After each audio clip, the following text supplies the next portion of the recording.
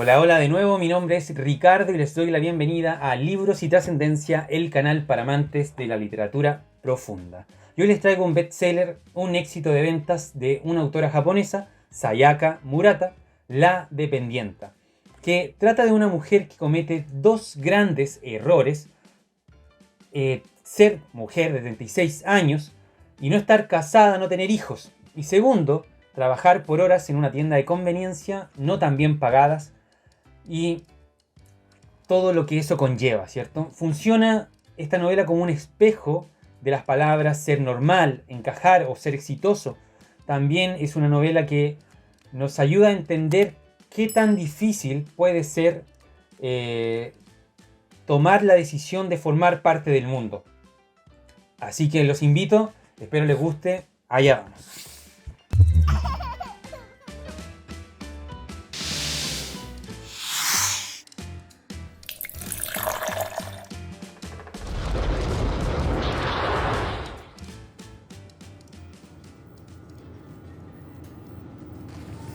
Las combinis están llenas de sonidos. Las campanillas que suenan cuando entra un cliente o la voz del cantante de moda que anuncia un nuevo producto por megafonía.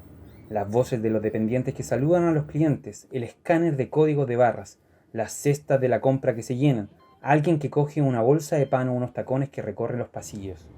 Esta amalgama de sonidos forma el ruido de la tienda, que cada día bombardea los tímpanos sin cesar. Así comienza la novela, La Dependienta, en un lugar que en Japón son increíblemente comunes, más que en cualquier otra parte del mundo, están en ranking 1, porque acá las konbini o estas tiendas de conveniencia son diferentes. Están abiertas 24 horas, 7 días a la semana, no son caras, como nosotros sabemos en Latinoamérica. Nosotros evitamos esos lugares porque son lo menos conveniente del mundo, y que sin duda después de los supermercados lo más barato en el mercado acá. Tienen bebidas, cafés, alcohol, comida como tentempié o snacks, almuerzos cocinados, no de esos congelados sino cocinados, hechos por empresas que se dedican a eso. Tienen calcetines, panty, camisa, tienen para imprimir, escanear, cajeros automáticos, incluso puede encontrar una corbata negra entera que necesitaba para un funeral. Tienen para escribir cartas especializadas de renuncia, de pésame, tienen de todo. Es decir, es una historia basada en estos lugares que en Japón, en cierta forma, son parte de la vida diaria. Hay muchos videos de esto con respecto a las convenis en YouTube. Es como una alabanza al capitalismo eficiente, rápido, hipermoderno. Y no sé, ahí se ve toda la alineación del consumismo, por lo tanto no me voy a detener en eso. Solamente les quería mostrar el video mientras paseaba por una y compraba una cerveza. Así que, salud. Ella, la misma autora, Sayaka Murata, fue una dependiente, fue una vendedora en estos lugares y por lo tanto encarnó en cierta medida este personaje. Así nos dice, por ejemplo, en alguna entrevista. 私が大学生の頃の店長に、すごく影響を受けた店長に言われたのが、健康で、お店に来ることも含めて時給だと。だから自分の体調管理をしないのは本当にダメで、風邪や例えば熱があっても熱があるような風になってはいけないというふうに言われて、私はとても素直にものすごく風邪をひかないように気をつけて真面目に言っていました。でも本当に具合が悪いのに働いてる子もたくさんいました。でも今考えるとやっぱりそれはちょっと変でしたね。過剰だったと思っています。私はコンビニエンスストアで働いた時にすっごく自分が洗脳されたっていうふうに思いました。La novela en inglés entonces es Convenience Store Woman o Woman, y en su idioma original es Konbini Ningen o La Humana Konbini. Este nombre es irónico y creo que yo es mucho más adecuado. La concepción tradicional, machista, patriarcal, que ve a la mujer en los roles de madre abnegada, de hija dócil, de esposa fiel, y ya más recientemente, si no ninguna de las tres anteriores nombradas, tiene que ser una mujer de negocios, exitosa, que use traje, ¿cierto? Que se haga respetar con sus colegas, que sea media suelta de cuerpo, por así decirlo, que sea una mujer empoderada. Y bien pareciera que si no se eligen esos caminos, entonces, ¿qué se es? ¿Qué tipo de mujeres? Keiko Furukura, la protagonista de esta novela, no es ninguno de esos dos caminos. Ella es una mujer, como ya se dijo, de 36 años, soltera, que trabaja en estas convini desde hace más de 16 años y que nunca ha sido contratada como jefa o como contrato permanente con los beneficios que eso conlleva, ¿cierto? Las vacaciones, pago por enfermedad, ni nada de eso. Entonces, se nos relata su infancia, una vez entendemos este ambiente en el que ella trabaja y donde se desenvuelve, que es bastante buena. Adivina, por ejemplo, cuando los clientes quieren sacar y pagar con tarjeta o cuando sacan la billetera y ella se adelanta a eso. Entonces es bastante rápida, eficiente y ella se siente cómoda. Llega a soñar en las noches diciendo bienvenidos, que acá en Japón se dice a cada rato, que es irashaimase, irashaimase. Como que uno va caminando y se encuentra con alguien en el pasillo, irashaimase. Y como que ella sueña con eso, pero al fin y al cabo es como un estrés que a ella la tranquiliza. Piensa que es parte del mundo y que es un engranaje que es necesario. Luego de esto, como entonces les decía, se nos relata su infancia. Y entendemos que ella no es una persona normal dentro de los conceptos que uno podría llegar a entender. Es una niña que, por ejemplo, encuentra un pájaro muerto y el resto de los niños está triste. Y ella dice, mamá, comámoslo, porque al papá le gusta el pollo, entonces comámoslo. Y todos los niños así como que quedan asustados, y ellos querían hacer un funeral. Entonces, ya, primer episodio. Segundo, por ejemplo, hay una profesora que se vuelve así como histérica, así le da como un ataque de locura y se pone a gritar. Y ella va, se levanta, le baja los pantalones, los calzones y las panties, la deja desnuda enfrente al curso. Y obviamente queda la grande, la mamá tiene que ir a pedir disculpas y le pregunta, bueno, ¿por qué hiciste eso? ¿Qué te pasa?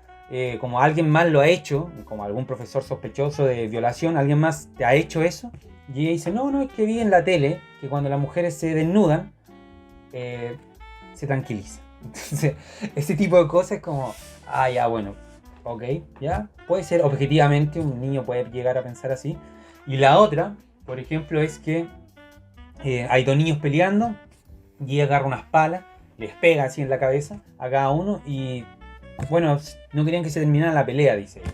Lo consiguió y bueno, eso creo que está basado en una noticia en que un niño de 4 años mató a otro con una pala y no sé, no es para nada chistoso, pero claro, es para mostrarnos al fin y al cabo que Keiko no es una niña ni tampoco será una mujer normal.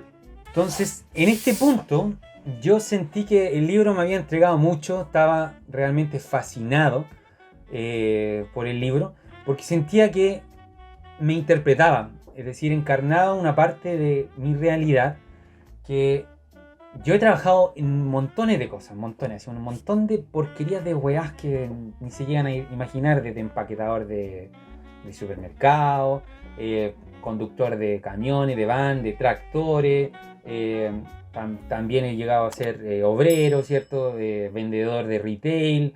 También he sido contador de personas en el transporte público para después darle información y vean la frecuencia de los servicios. Repartidor de comida en bicicleta, ¿cierto? Conserje. También he sido vendedor ambulante. Entrevistador para beneficios del gobierno. Asistente doméstico, ¿cierto? Limpiador, etc. Pero en esos trabajos en algún momento llegué a sentir la paz que se transmite, lo relajante que puede llegar a ser trabajar como parte de un engranaje. Es alienante, sin duda, pero que si se está bien remunerado, si la rutina es tranquila, si el horario no es tan extenso, uno puede llegar a ser feliz, es decir, uno puede estar en paz a pesar de que el trabajo no sea trascendente, no fascine a nadie, y uno dice, bueno, ¿y qué tanto? Si acá en cierta forma estoy juntando plata, estoy haciendo mi objetivo, uno se llega a acostumbrar a saludar a ciertas personas, a hablar, a almorzar con ellos, y toda esa, no sé, como peripecia de la rutina tiene un sabor de la estabilidad. Y eso siento que lo transmitió la autora. No así cuando uno es profesor, que tiene que alegar, tiene que sentir el estrés de todos los días distintos, de hacer clases mejores, de ponerse la máscara de profesor y decir, sí, vamos a aprender. Ese tipo de mierdas que en los trabajos no importantes no está ese estrés. Y es bonito en serio. Y esto se lo digo porque muchas veces la gente no sabe, muchas veces la gente llega mantenidos por los papás, ¿cierto? Lo que ojalá a todos les pasara. No tienen necesidad de comprarse cosas y estudian en la universidad y después trabajan en su carrera. Y bien, tampoco es que su carrera haya una carrera ideal o nada por el estilo, pero, por ejemplo, pasan este tipo de cosas. Oye, ¿y en qué trabajas? ¿A qué te dedicas? Ah, yo soy profesor. ¿Profesor? Oye, qué buena. ¿Y a qué curso le hacís? ¿Qué materia estáis pasando? ¿Profesor de qué eres? Oye, ¿y tú? ¿A qué te dedicáis? Yo soy doctor.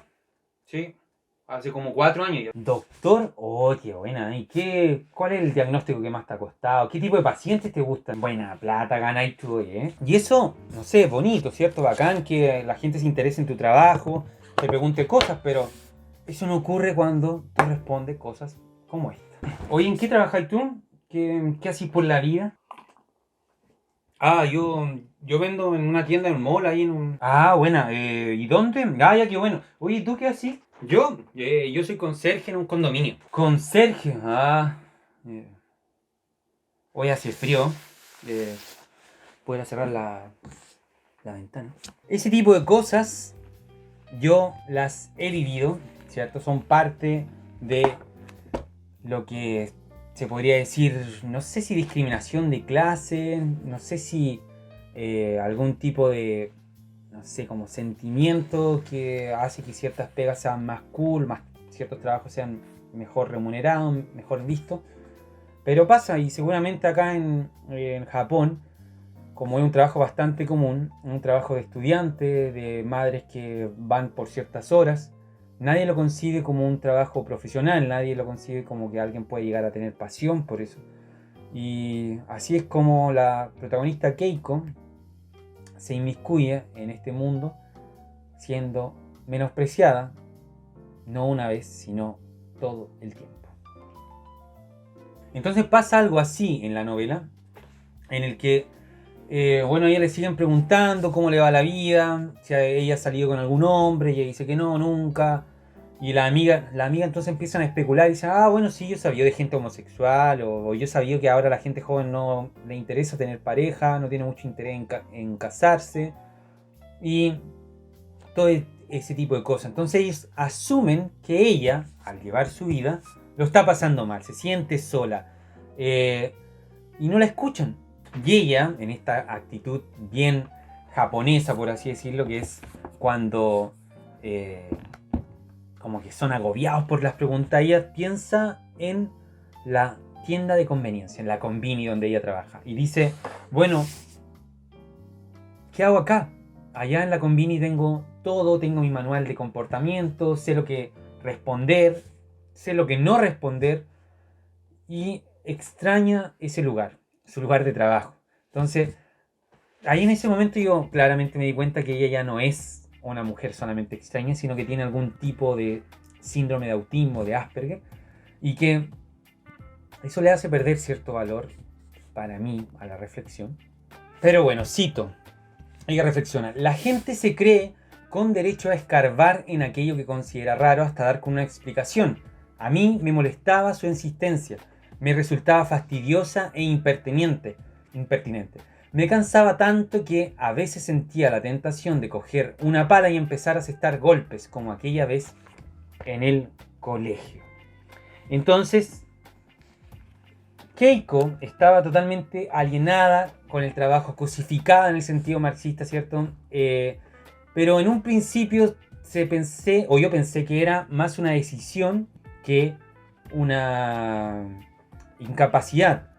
Por ejemplo, en este tipo de trabajo, a pesar de que sean intrascendentes quizás para los que somos profesionales, te piden tu alma, te piden ponerte la camiseta, como se dice en Chile, mojar la camiseta, y como en el fútbol, digo, como esa alegoría futbolística, Y entonces uno dice, pero ya si no es tan importante vender porquería en una tienda.